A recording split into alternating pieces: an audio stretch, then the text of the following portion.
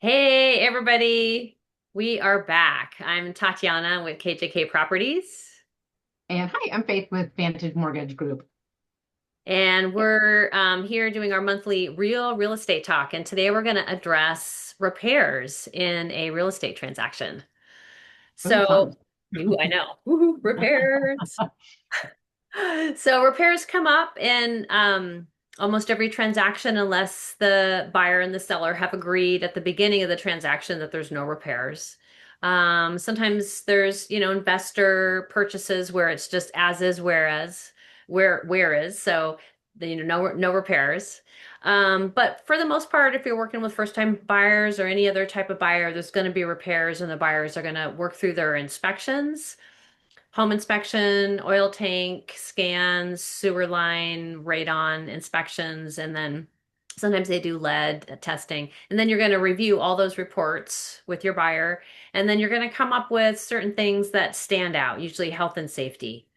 So let's just say that we have a recalled electrical panel, like a Federal Pacific, and let's say we have a totally broken sewer line and that needs to be replaced. It can't be repaired. And then the electrical panel needs to be replaced as well. So there's two ways to get this done. During that inspection period, the buyer's agent, seller's agent can negotiate to have the seller do the repairs, which means that the seller would contract with those technicians or with the companies. They would contract with them, they would schedule the work, they would get the work done. We would get like a final invoice, and then we would submit that over to our escrow agent to pay out of closing, and the seller would be paying that. They'd be coming out of the seller's proceeds, right? So then the seller would just see that deducted in their sales proceeds from the sale. So that's one way to take care of it.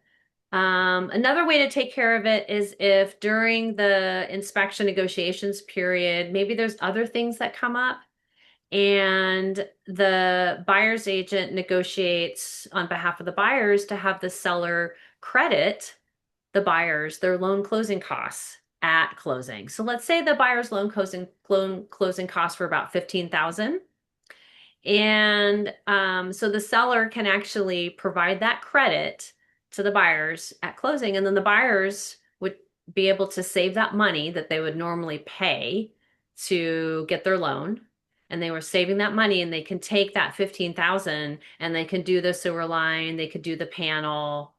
Maybe there was a few other things in there. Maybe they wanted to do some other repairs or maybe do some light upgrades. But that allows the buyers to have like a bigger chunk in their bank account at the time of closing, right? Because they're not having to pay their loan closing costs.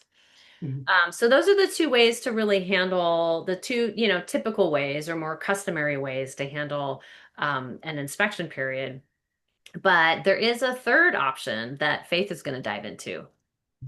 Thanks, Tatiana, for that good explanation. I was following along the whole way and agreeing with you. Yes, All yes, that's how you right. do Good, it. good, good. So if for some reason we were trying to get that sewer line repaired, there's all of a sudden a huge snowstorm and you can't get it completed in time for the transaction, then you can do what's called an escrow holdback. So with that, basically, what would need to happen is the sellers or buyers would need to get 2 to 3 bids basically for that sewer repair. And then Mhm. an amount of 1.5 to 2 times would be held in an escrow account for the highest bid. And that would sit in the account until the repair was done. So when the sewer is taken care of, then of course the contractor is paid out, and then the remainder funds go back to the seller afterwards. And so part of that would be that it needs to be completed within about 30 to 90 days. Mm, Typically, the sooner the better. Ultimately, by the time the weather is, cleared up, essentially, you'll want to get that done as soon as possible. mhm. And then at that point, you would be able to obviously move forward. Some lenders will need to have a rate lock out that far, and others may not. There's going to be different terms between each lender, and being a wholesale broker, each one of them are going to have like different terms around it. But the one thing that I can say is that no health and safety repairs can be done in escrow holdback. So that's something to consider as well. So if there's a health and safety issue, that would be need to be completed within the transaction. And I've done things where I've actually like canceled a lot and like relocked later if for some reason it's taken a really long period of time. So there's ways that we can kind of move things around to make sure that the buyer is still going to have a really good financial outcome with the transaction. So just wanted to kind of lay that out there. And then the escrow holdback again has to be weather related. So Very good cool. question. So I have a couple questions. So let's just say, so you said 1.5 times, typically 1.5 or 2 times the actual bid amount, and you have to collect a couple bids so you can compare them, but 1.5 times to 2 times.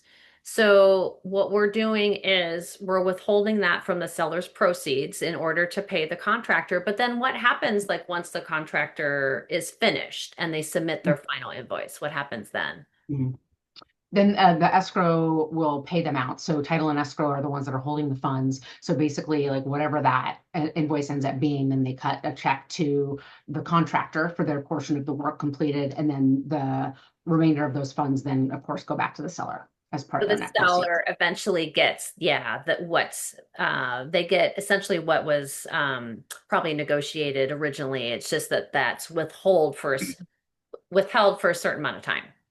Correct. But yeah, basically it's like, and they do 1.5 to 2 times because as we all know, when you're getting into repairs or renovations or anything of that nature, there's usually going to be some sort of overages or something comes up where you didn't foresee it and then you have to pay more. So that's why they request that extra amount to make sure that it's going to fully cover whatever is being done. And then of course, then they get the funds back Yeah, after the seller does. good, good. And so you can use this for, let's just say, a roof, a new roof.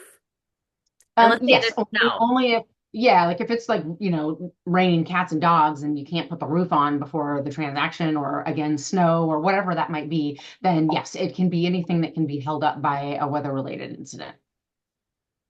Okay, Okay. that's great. It's Awesome. been a while Yep. since I've done an escrow holdback. They're not They're- the simplest, but they, no, where there's a will, there's a way. And yes. I think we're definitely in the business of finding solutions to problems. Totally, totally. Yeah, they are pretty rare in my career. I've done maybe only a few. Yeah, But it's at least an option. But I know a lot of times agents ask about it. But again, it typically can't be done unless it's weather related. So if it's just something like a contractor just can't make it in a certain period of time, unfortunately, then it's not an option. So right. Right. That makes sense. yeah, yeah, Okay, awesome. cool. All Well, right, thank you. great to see you. Yeah, Yeah, we'll of see you course. next month. Bye. Bye.